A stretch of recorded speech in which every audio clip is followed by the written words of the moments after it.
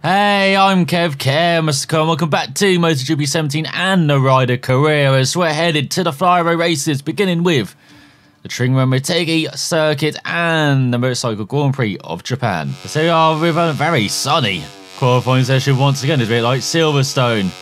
Barely a cloud in the sky. Here around the Trancer Motegi. So cool because we're going underneath the oval part of this facility, which has already been used since IndyCar stopped going here in 2010, at least for the oval, and in 2011 for the road course. But let's see what a Moto3 bike can do round this road course for 2 laps in qualifying. As Patrick McDonald has got his qualifying together after a rough first third of the season. I think getting that pole in Mugello has really helped turn things round in qualifying. He's getting regular top 10s. The odd mishap. This has led to another mishap, but apart from that, he's been very decent in qualifying and he's been getting better in the races as well, in the second half of the season especially. Since losing ground in the Saxon Ring, the last few laps of that race, he's only lost ground in Silverstone in the last half of that race, and won every other race since then in the second half of the season.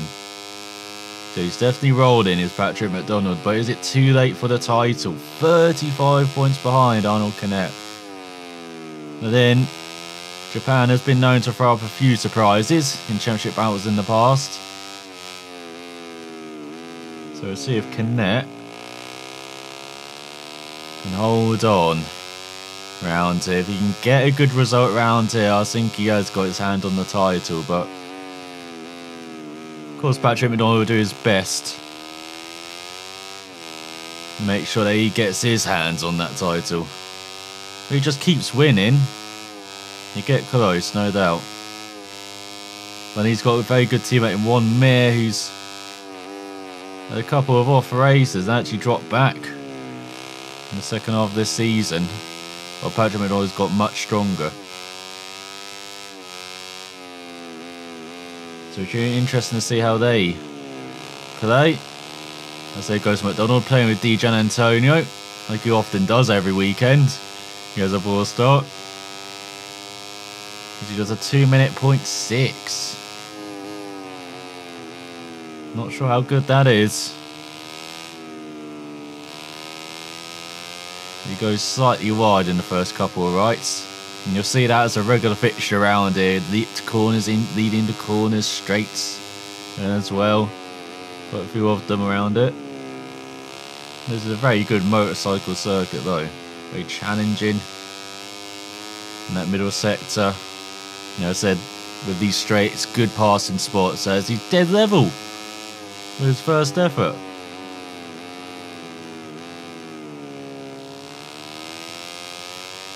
That's not bad from McDonald, and look at that Mir, just 0.3 of a second faster.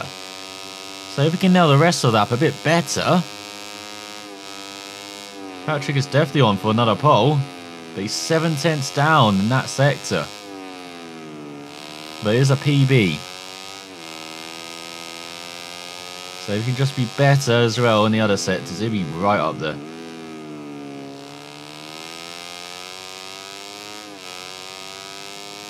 He goes down this straight into the hairpin, and then down the back straight. That's a nice smooth exit, and look at that, it's another PB as it's now Finati leading for almost 0.4 ahead of McDonald. There's all but a go down. Don't often say that. Town normally very solid on that KTM. Maybe following in the footsteps of his fellow countryman Antonelli on the KTM. As all McDonald really attacks that final chicane as he got the run to the line to grab pole ahead of Finati. He does! Ahead of Canet by a 10th. The championship contenders duelled in qualifying here in Japan. And it is McDonald who wins the duel, gets first blood. this Japanese weekend ahead of Fanati, with Canet dropping down to third, then Mir leading the second ahead of Martin Budiger, then McPhee leading the third ahead of DJ Antonio Migno, and then you got Anthony ran out the top 10 as looking right at the back is Finnish Patrick. So Patrick sandwich once again, and will that be the case in the race as well? As here we are looking at the grid with Till still right at the top. Mir pretty happy with the lead in the second one. It's like as you don't have a long run to this first corner. Hopefully that doesn't stop. That start for Patrick McDonald, but he's got to be careful again of that inside on, a bit like Mazzano. You can just hold it around the outside. You have the inside for the next double left. Should be able to hold on from there. As you can right the way through the field. There is your 11th throw. As here we are revving up the engine, wait for the light stop here.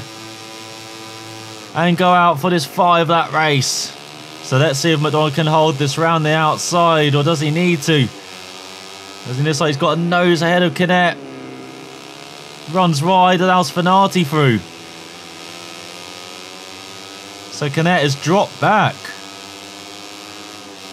Looks like he got ambushed by one of the VR46 riders.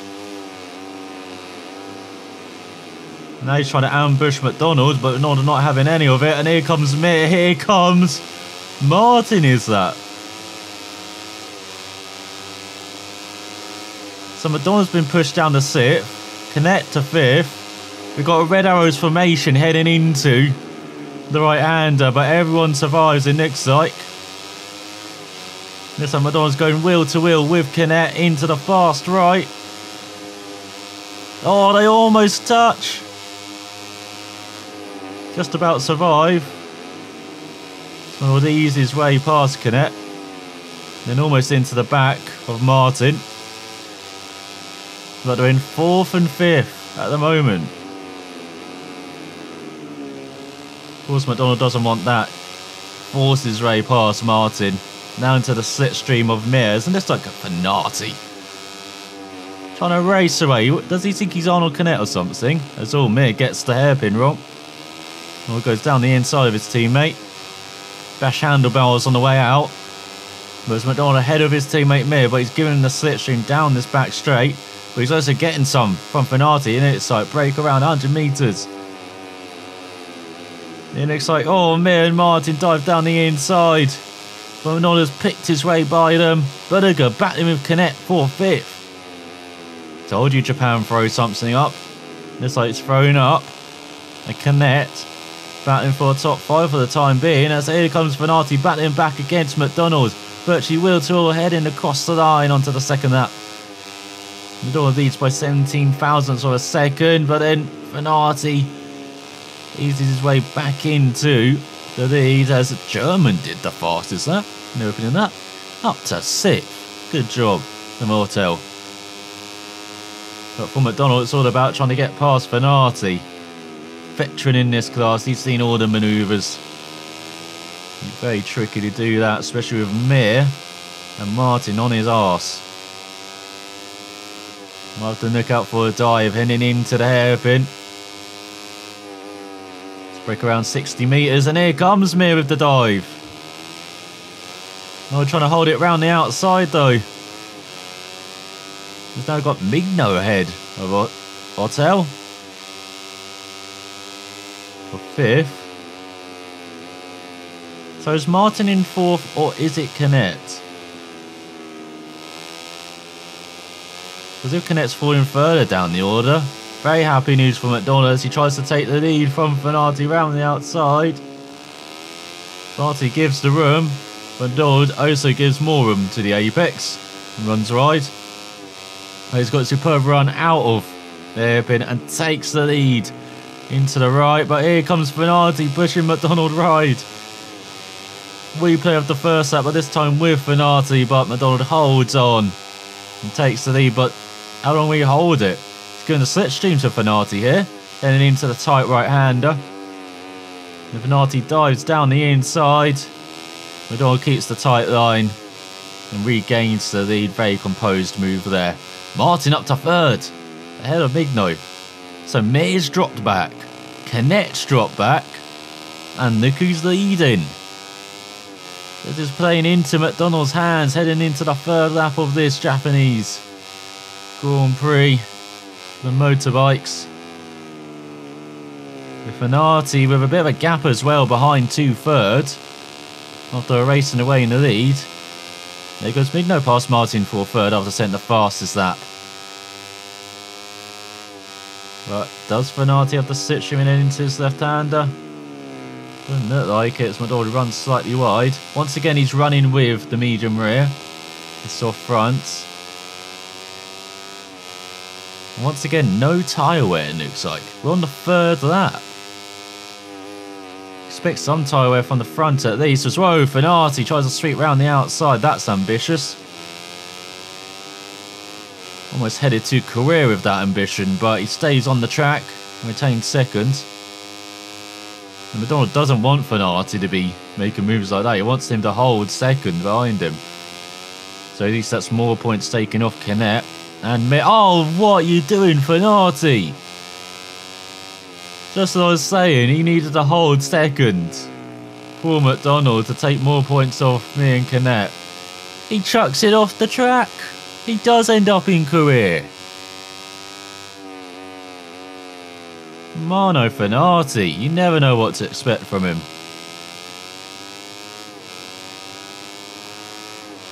As in this like Mears up to 3rd ahead of Migno. We got Martin in 2nd. But where's Canet? Has Canet been sucked into the midfield? Of course, we have not seen him turn up. Over halfway through this race, it's the Leopard 1-2 with Martin down to 3rd. But the big question is, where is your championship leader? As I don't see McDonald will be buying Fanati a beer after this race now. Or he might just load him up on beers heading into Malaysia qualifying so he doesn't do well. As there goes Martin up the 2nd head of Mir. Got the battle of the Spaniards, but not the Spaniards we expect. So once again, Martin proving to be the joker. We thought it was Fanati. He really was a joker in the end. McDonald has a comfortable enough lead. There goes Migno on the KTM. Having a very good season is the Italian. And so is the German. Look at that, up into 3rd on the KTM. Goes Ottel. So it looks like Migno all had a battle with Mir. McDonald's having a battle with the track limits. Just about held on. As that gap is under a 2nd to Mir behind. He's got to start pushing a bit, does McDonald. With just over a lap remaining. Doesn't really sucked into a battle with his teammate. We've seen how those have ended in the past. And they're battling to be the main title rival to Canet at the moment. But where they're finishing, we've gained good amount of points on the Australia Galizia rider. As there's still no sign of him on the ticker in the bottom left. Where is the Spanish teenager? As McDonald could make it 3 in a row for the first time in his career. With victory here. This first time in his Grand Prix motorcycling career.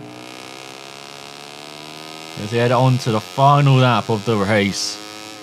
Very entertaining first half of the race. Losing places at the start, then battling with the likes of Fanati. But then the Italian disappeared and it's been a bit lonely for McDonald since then. As we've got unlikely podium battles by Migno and Ottel. And Mir. There is Canet. He's in 5th, because we've seen Martin's disappeared now from their battle for 2nd, and it's like you've got a group of 3 that have pulled away from the other pack. There goes Ottel past Mir. Mir not getting helped at all by the KTMs. Because if he doesn't take major points off Canet, maybe it might have to support McDonald for the final 3 rounds. Which is something you wouldn't have said at the beginning of the season, especially with how it started for McDonald.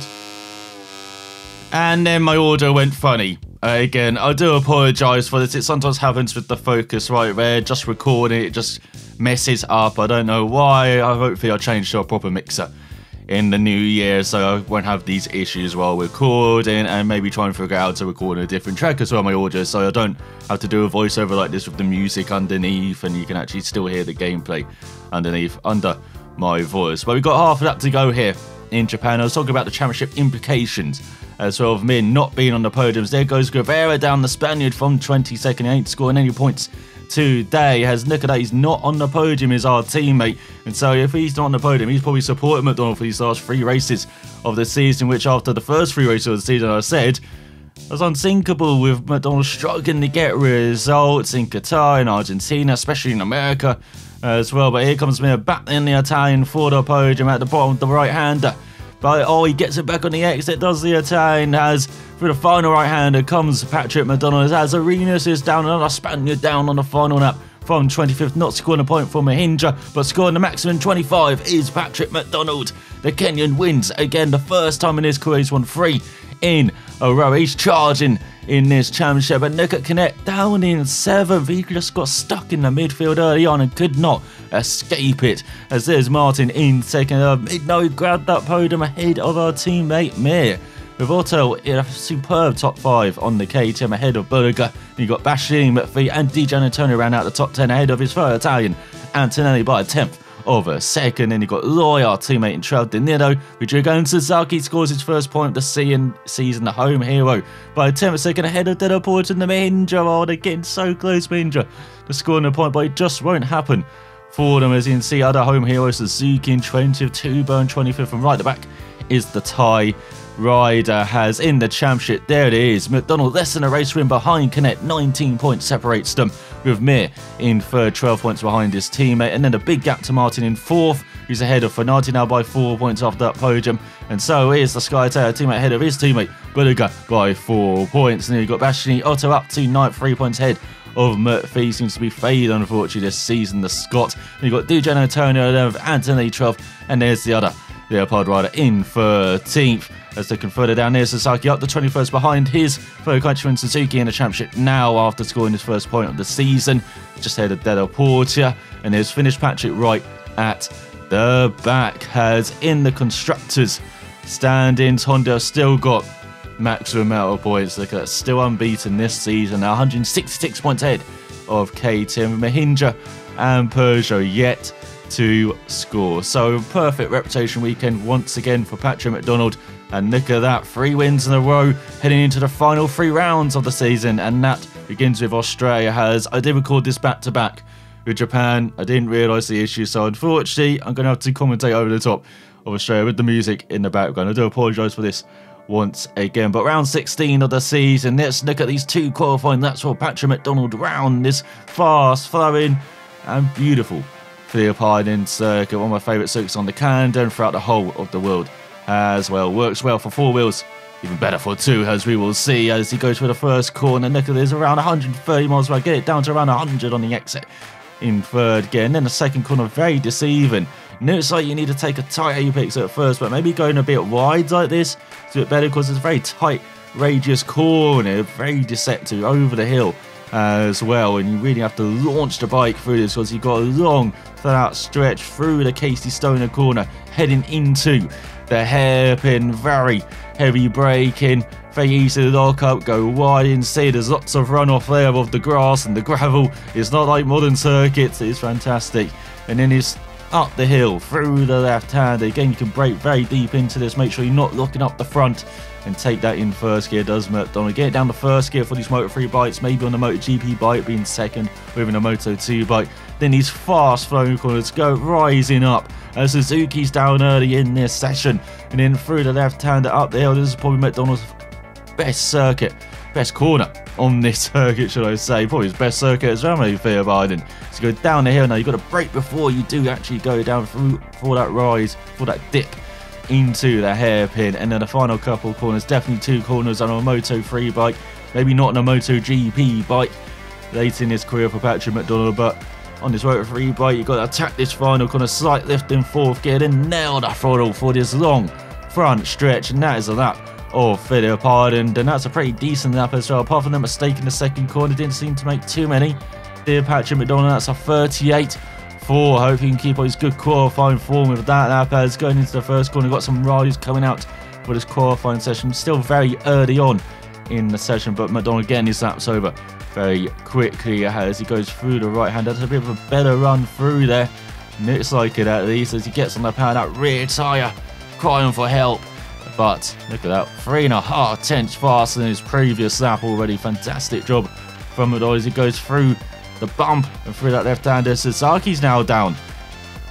What is it? Did I miss a memo here? The Japanese rider is falling in Phillip Island. Let's see, hopefully Kenyon will stick on this bike on this, that. Look at it, he is red so far. And now going through the left-hander, can he keep it up? Or maybe even go orange for improved sector.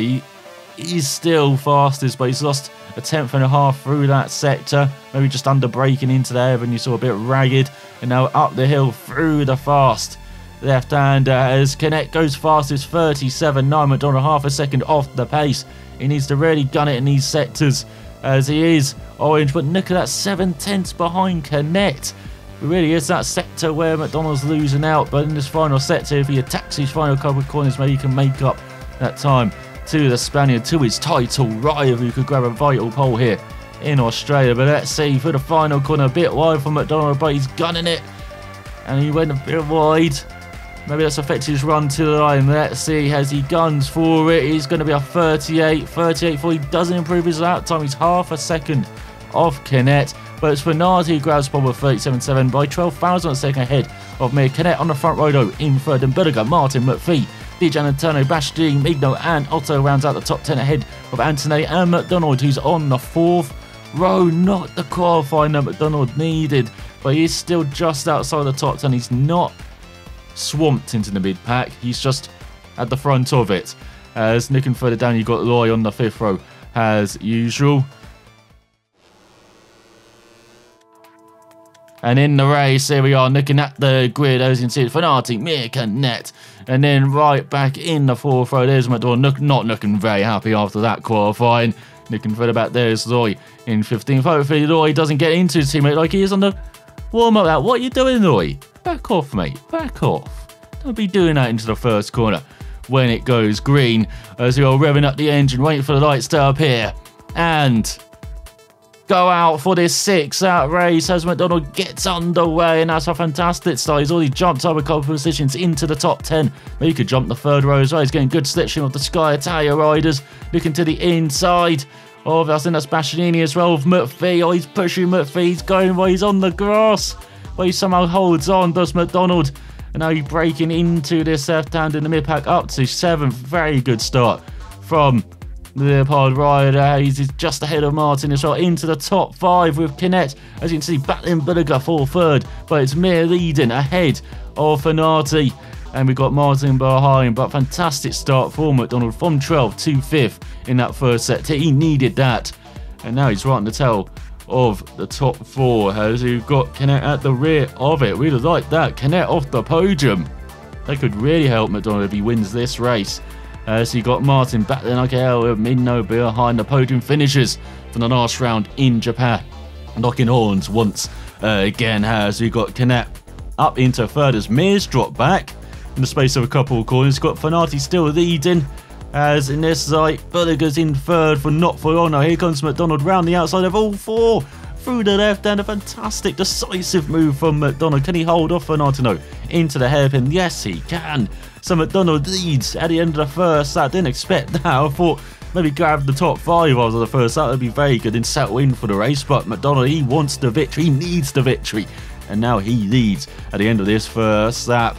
As we come to the end of the open lap, coming on to the second lap, McDonald leading down the front stretch. Now it's all about what's happening behind for the Kenyan, as he's got a lead of almost a second over Fanati with Canet off the podium. That would be the dream for McDonald. Really close up to the Spaniard if that's the case, but oh, he's got past his teammate. Oh, Mir for third into the first corner. Now Berger's past Canet for third as he goes through the long left hander. And now Fanati's battling Berger for second. It's changing places all the time, and now Mir's ahead of Berger for third. Where is Canet in this shuffle? It really is crazy, Moto3. Sometimes he got over a second gap to Fenati behind. He's no doubt trying to keep the Wolves at bay behind it. Looks like as McDonald did a fast out now opening up. No surprise. 41.5. And now Mir is up to second head of Fenati. He's been blowing his door down. And now we've got Bulliger up to third head of Mir. I thought he's in second. Now he's in fourth. Is Fenati in second now? Where's Canet in all of this as Mir's ahead of Bulliger? For third as we go into the second half of this lap. And Fenati's gained around 4/10 in that second set. So we've got Mir in third. So for McDonald, I thought it'd be cruising away, but they're still in touching distance. The battling group behind as we got Mir ahead of Fenati into second. Leopard 1-2 as well. There's a bit of locking from McDonald, breaking very deep into the hairpin. But look at that, he's pulled out almost a second as they're battling through the fast sweepers. And now Bulliger ahead of Fenati for third. And no, Fenati ahead of Bulliger for third. They're changing places every corner, every piece of tarmac. And that's the case for the rest of the race behind. While for Patrick McDonald, it was serene. It was beautiful out front, enjoying the sunshine. A nice Sunday ride for him as he takes another victory. He's fourth in a row. But look at the group behind. Look at the groups behind. It is frantic. And in the end, it was Otel who powered through in the second of the race to grab second on his KTM. Head of Mir with Fenati in fourth and Canet down in fifth with a Spaniard with Martin Sip. Bulliger seventh, head of his teammate. And indeed, Gian Antonio in ninth. And then McPhee in 10th, just ahead of Loy with Bastianini in 12th and Antonelli in 13th. But frantic battle in that race. And Ota once again with a charge in the second half of it. When there's a stiff of a podium, the German has delivered so far this season. As you got Antonelli in 13th, Rodrigo 14th, and Ramirez grabbing the final point.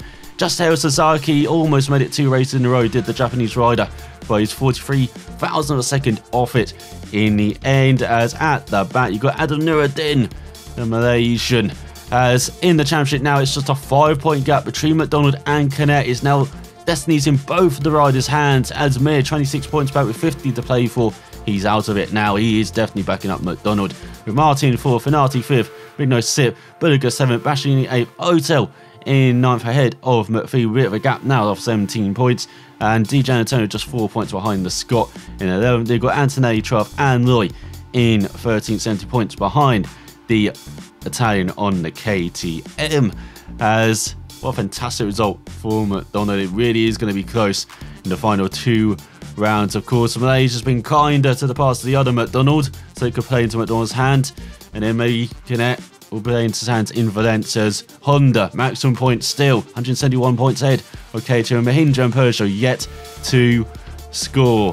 What a fantastic round though for McDonald, and look at that, maximum reputation once again. So you've just got 2 races remaining of this season. McDonald is definitely rolling the second half of this season. Look at that, he's only been beaten once in the second half of this season in Great Britain, and that's due to tyre issues and his teammate in the final of that. But hope you enjoyed this episode. Thanks for watching, and we will find out what happened next time. I'll see you then.